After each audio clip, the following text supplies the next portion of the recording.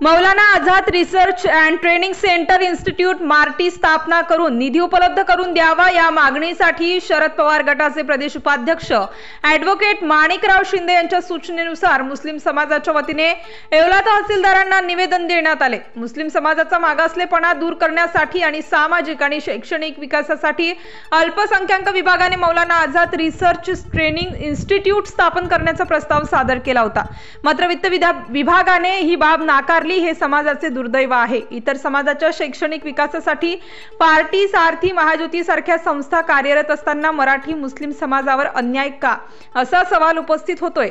या प्रसंगी अकबर भाई शाह, निसार भाई शेख, अजीज भाई शेख, फेरोज शेख, अन्सार शेख आदींसह समाज बांधव उपस्थित होते।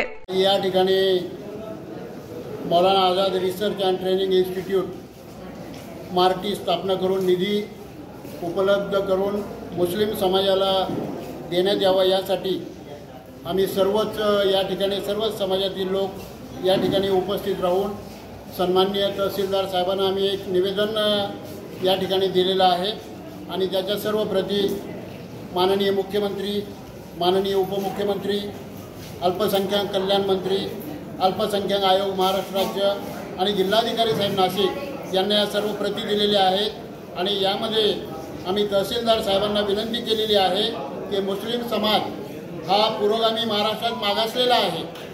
हे महमूदुर रहमान समितीच्या अहवालातून सिद्ध झालेलं आहे। मुस्लिम समाजाचा मागासलेपणा दूर करण्यासाठी आणि त्यांच्या शैक्षणिक विकासासाठी व मुख्य प्रवाहात आणण्यासाठी अल्पसंख्याक विभागाने Maulana Azad research training centre institute MARTI स्थापन करण्याचा प्रस्ताव सादर केला होता, परंतु दुर्दैवाने वित्त विभागाने ते नाकारलेलं आहे।